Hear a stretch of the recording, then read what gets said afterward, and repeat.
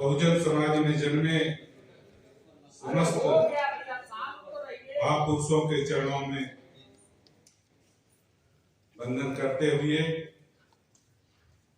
तथा बोधिसत्व बाबा साहब doctor B.R. Ambedkar के चरणों में श्रद्धा सुमन अर्पित करते हुए यहाँ इस मंच में विराजमान सम्मानित मंच और कुशल नेतृत्व कर रहे हमारे भाई विजय बौद्ध फ्राम भोपाल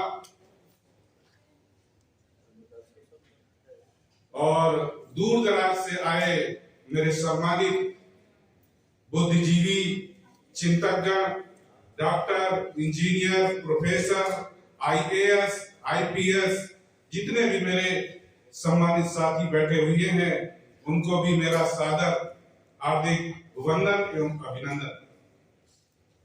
साथियों, सब लोगों ने अपनी अपनी बात कही। मैं 1 मिनट के अंदर अपना परिचय बता देना चाहता हूं। मैं डॉक्टर अम्बेडकर राष्ट्रीय अधिवक्ता संघ भारत का एक छोटा सा सिपाही हूं और विजय बौद्ध साहब ने हमारे राष्ट्रीय संयोजक महोदय को फोन करके बताया था कि आज के दिन 2 दिन राउंड टेबल कॉन्फ्रेंस होनी है, आपकी उपस्थिति अनिवार्य है। मेरे संगठन के साथियों ने मुझे अपने संगठन की ओर से नेतृत्व करने के लिए आप सभी बुद्धिजीवी चिंतक साथियों के बीच में भेजा है। साथियों, मैं ज्यादा कुछ नहीं कहूंगा, सिर्फ मुद्दे की बात करूंगा। मैं कल से जो आप सभी बुद्धिजीवियों की बात सुन रहा हूं उसमें मुख्य रूप से है कि क्या पॉलिटिकल रिजर्वेशन खत्म होना चाहिए या नहीं, नंबर 1। नंबर 2, EVM से इलेक्शन होना चाहिए या नहीं। नंबर 3, ये जो ऐतिहासिक राउंड टेबल कॉन्फ्रेंस है, बाबा साहब के बाद शायद ये कॉन्फ्रेंस मुझे लगता है आज आयोजित की गई है। विजय बौद्ध साहब, अगर मैं गलत नहीं हूं, आदरणीय विजय बौद्ध साहब, 1932 के बाद शायद इसके बीच में कोई राउंड टेबल कॉन्फ्रेंस नहीं हुई। खैर, हुई थी, मुझे जानकारी नहीं है और मैं इसके लिए क्षमा चाहता हूं। लेकिन आज ये राउंड टेबल कॉन्फ्रेंस एक ऐसे समय में हो रही है जिससे हमारा बहुजन समाज और देश दोनों खतरे में है। तो इसी की चर्चा करते हुए हमारे ऑर्गेनाइजर माननीय विजय बौद्ध साहब ने बहुजन एका स्थापित करने के लिए अर्थात अम्बेडकराइट मूवमेंट जो चला रहे हैं, जो हमारे नेता चला रहे हैं, बुद्धिजीवी चला रहे हैं, उनको एकत्र करने के लिए, एक मंच में लाने के लिए यह राउंड टेबल कॉन्फ्रेंस की गई है। साथियों, लोग कहते हैं कि कुछ नहीं होता। मैं एक छोटा सा एग्जाम्पल बताता हूं, सिर्फ खड़े होने की जरूरत है। मैं एक छोटा सा उदाहरण, मैं इलाहाबाद का एग्जाम्पल बताता हूं।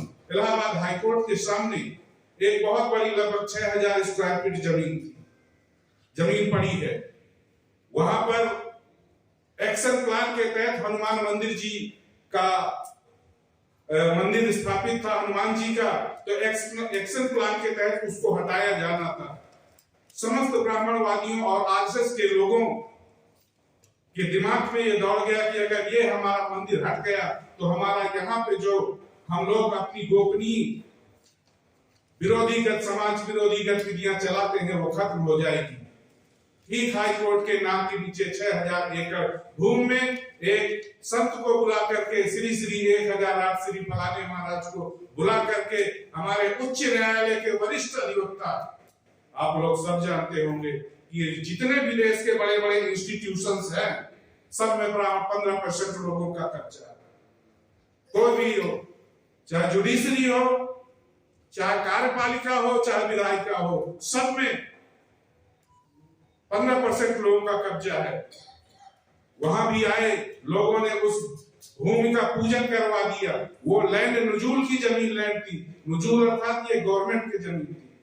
साथियों बुरा तो बहुत लगा, मैं भी आप लोगों के समाज के बीच में रहता हूँ, समाज की लड़ाई लड़ता हूँ, और यहाँ तक कि मैं SC ST के ऊपर जो भी क्राइम्स होते हैं उनके मुकदमे हाई कोर्ट में फ्री ऑफ कॉस्ट। इसी के तहत हम और हमारे साथी मिस्टर BM सिंह जी ने सलाह किया कि ये मंदिर, ये सरकारी जमीन है, ये मंदिर यहाँ पे RSS का कब्जा नहीं होने चाहिए। साथियों हम लोगों ने तलाश शुरू करना किया कि इसमें इस मुकदमे में कोई पार्टी बन जाए, मुकदमा तो हम लड़ लेंगे, पैसा हम लगा देंगे।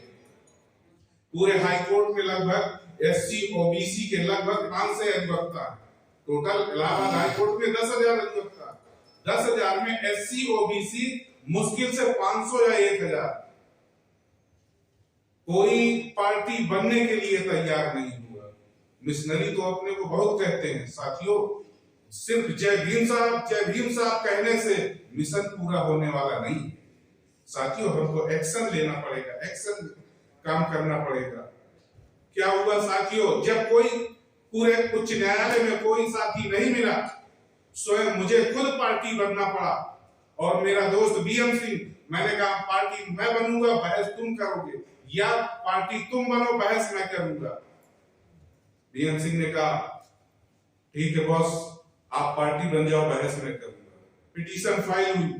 2011 में एक यही सुप्रीम कोर्ट का जजमेंट था, उसमें यह कहा गया था कि 2011 के बाद कोई भी अगर मंदिर का निर्माण करता है वो सार्वजनिक प्लेस में मंदिर का निर्माण नहीं कर सकता। अर्थात अगर मंदिर का निर्माण करना है तो अपने लैंड पे, स्वयं की भूमिधरी लैंड पे निर्माण कर सकता है। इसके आगे सुप्रीम कोर्ट ने यह कहा कि अगर इस डायरेक्शन का, इस आदेश का कोई वायलेशन करता है तो सीधे सीधे ये कंटेम्प्ट प्रोसीडिंग मानी जाएगी। हम लोगों ने कंटेम्प्ट पिटीशन फाइल किया। Contempt petition mister Rohit Ranjan Agarwal ji सुन रहे थे। हमने पिटीशन फाइल किया नहीं कि डिस्ट्रिक्ट मजिस्ट्रेट इलाहाबाद का फोन आ गया, सर आपको क्या प्रॉब्लम है? सर आपका प्रेजेंटेशन मेरे पास आया था एडवोकेट लवलेश कुमार वर्मा के नाम का, आपको समस्या क्या है सर, आप हमसे बताइए। हमने कहा अगर मेरी समस्या होती तो मैं बता देता, मेरी कोई समस्या नहीं, समस्या तो आपकी है। आपने सरकारी जमीन पर कुछ ब्राह्मणवादियों को दे करके वहां मंदिर बनवा रहे हैं, समस्या आपकी है, आपके ऊपर कंटेम्प्ट हो रहा है, मेरे ऊपर कोई समस्या नहीं है। मैंने आपको रिप्रेजेंटेशन दिया कि आप इस मंदिर के निर्माण को रुकवाइए, साथियों नहीं रुका, कंटेम्प्ट फाइल किया है। मैं बता रहा हूँ, बस मुद्दा 1 मिनट में मैं अपनी बात को खत्म कर दूंगा। कंटेम्प्ट फाइल हुआ, कंटेम्प्ट में जज साहब ने मेरे ऊपर 50,000 की कॉस्ट लगाई विद कास्ट। हमने स्वीकार किया, कुछ मेरे साथी खड़े थे, कह रहे थे सर माफी मांग लीजिए और कास्ट कटवा दीजिए। हमने कहा नहीं, 50,000 की कास्ट में जमा करूंगा। इसके बाद यही SLP फाइल किया सुप्रीम कोर्ट में और तुरंत उसमें ऑर्डर हुआ और चारों चीफ सेक्रेटरी उत्तर प्रदेश शासन, district magistrate Allahabad, commissioner Allahabad सबको तलब कर लिया। 22 तारीख को पिटीशन यहाँ पे लागू। उसी दिन रातों रात बोर्ड लग गया, यह सरकारी जमीन लवलेश कुमार वर्मा बनाम नवनीत शहर DM प्रयागराज के आदेश के तहत आच्छादित है और इस पर कोई निर्माण नहीं हो रहा है। साथियों ये मेरे बताने का आशय ये है कि आप खड़े हो जाइए, हो तो सब कुछ जाएगा। मैं अब कंक्लूजन पे आता हूँ, बहुजन एकता पे। साथियों अभी हम लोगों में इतनी ताकत, पॉलिटिकल लेवल पे हम लोगों ने अभी इतना काम ग्राउंड लेवल पर नहीं किया है कि हम लोग अपने नेताओं का कॉलर पकड़ सके। धरातल में सच्चाई यही है, हम लोग चाह कर भी ऐसा नहीं कर सकते, लेकिन मेरा ये अपना व्यक्तिगत सुझाव है और विजय बौद्ध साहब और सारे लोगों का भी सुझाव मैंने सुना।